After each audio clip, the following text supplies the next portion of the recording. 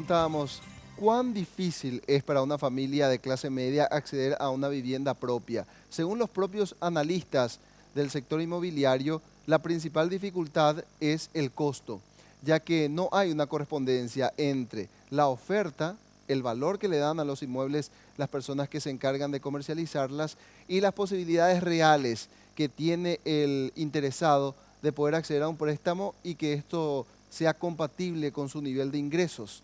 Sin embargo, el establecimiento de una norma pretende establecer el orden en ese sentido. El negocio de la construcción ha movido en el 2015 unos 1.500 millones de dólares, es decir, el 5% del PIB del país.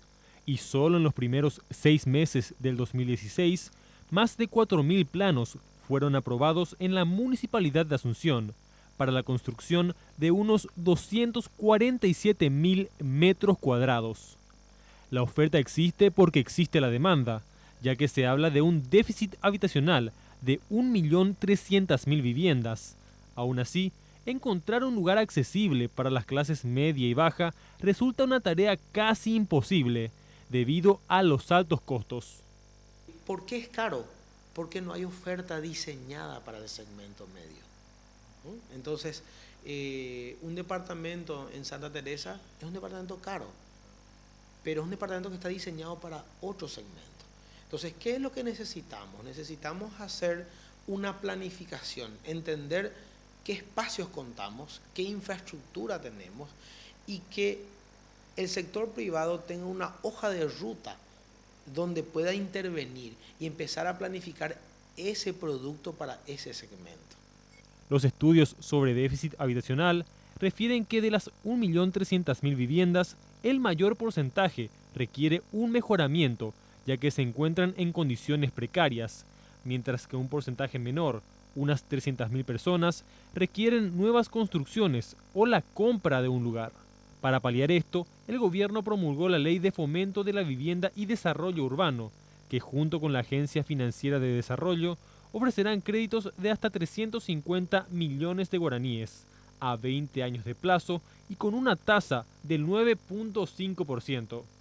Hay una relación entre ingreso y pago de cuota. Con un salario mínimo, uno podría comprar, de acuerdo a la relación que hay, como te digo, en cuota de ingreso, una vivienda de hasta 60 millones de guaraníes aproximadamente. Eso sería una cuota de 800 o 1.000 guaraníes aproximadamente. Entonces, es el 30%, 1.800.000. O sea, serían más o menos 600.000 guaraníes la cuota. O sea, eso es lo que le permite un salario mínimo.